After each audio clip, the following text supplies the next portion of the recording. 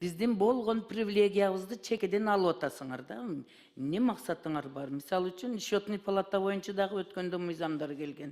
Азыр эми мына бул акыйкатчылык боюнча дагы мындай кылып унутуп калдык, кийин оңдоп келебиз деген бул жооп эмес да.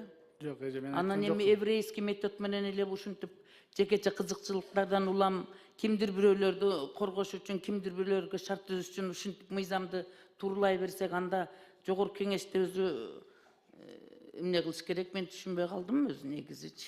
Надира Ажимовна, Анан эми кимдин жооп берейин? ыкчам ыңгайлуу болгон адамдар аркылуу эле ушинтип талкалай берсек, жогорку кеңештин привилегияларын жок кыла берсек, анда өзүбүз деле депутат болуп келиштин кереги жок болуп калды го деп ойлоп атам да. Жооп берейин? Жооп бериңиз, мен таң калып атам да. Эми Надира Ажимовна, мен аксакал депутат катары айтпасам, жаман көрүнсөм да айтайынчы. Албетте, аксакал катары ошо башында да баяндамада айтып кеттим эле, жакшы көңүл бурбай калдыңыз окшойт, дагы бир жолу кайталап коеюн. Бирден бир ошол пункттардын жазганын мазмуну эмнеде болду?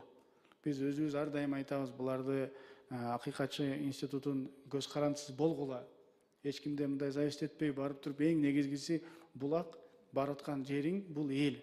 Элдин ошол жерде укугун кандай коргосоң, ошондой мындай толук түрдө коргоп ал дегендин алкагында, плюс ошол жакта эл аралык практиканын боюнча биз эгерде омбудсмен институтун дүйнө жүзүндө Кыргызстан ушундай демократиялык мамлекет, адам укугу эч качан бузулбайт. Бул жерде бизде керек болсо көз карандысыз институттар бар. Силерде кандай жазылган болсо ошо Парижский конвенцияларда, бизде да ошондой жазылган деген алкагында ээрчип кетип, сүйлөп атып, жазып атып, ошол менен кетип калганбыз. Эч бир жогорку кеңештин бул жерде ыйгарым укуктарын ала алганга, же бирөө аркылуу, же биз аркылуу бирөө ала тургандай шарт түзүлгөн эмес, түзүлбөйт дагы. Ошону дароо эле айтып атам го, коомдук укугга чыккандан кийин дароо жанагы маселенин алкагында буну көрүп калып, эми биз чыгарып алгандан кийин кайра азыр мына беренимде атайын өзүмдүн выступлениемде айтып атам, алдын ала айтып атам. Экинчи окууда өзгөртөбүз. Бул ушундай кичине биздин баягы основной целибизге, максатыбызга жазгандан кичине бурулуп кетиптир. Эми мыйзам жазган ар кандай жазылып калат. Кээде билесиз, тем более мени билесиз, 90 мыйзам жаздым. Мен түшүндүм. Эми канча жазсаңыз дагы даярап келип атса, ар кандай адам өткөрүп кое берет даяр мыйзамдычы. Бул жерде мындай да омбудсменге Надира Ажимовна, той турсаңыз, мен сизге жооп берип коеюн. Ар кандай алып келип кала турганда, ар кандайларга бизди могул жерде депутаттардын мындай немесине шек келтирбеңиз. Сиз мени жакшы билесиз.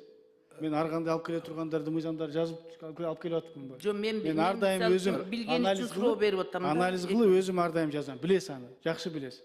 Башка билбесе да сиз билесиз. Мален Абдрахманович, урматтуу депутаттар, мен силер чакырып кетет элем, бирбирсин шек келтирбей, намысызда. Сиз андай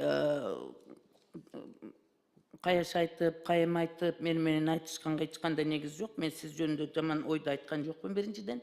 Экинчиден, мен ар кандай нерсени фактыга таянып туруп айтам да. Анан эми сиз жакшы унчукпай эле койсоңуз жакшы болот эле, мен кайым айтышпай элечи. Унчукпай эле кое бериң, себеби ал фактыга таянмайынча мен сүйлөбөйм бирдекени.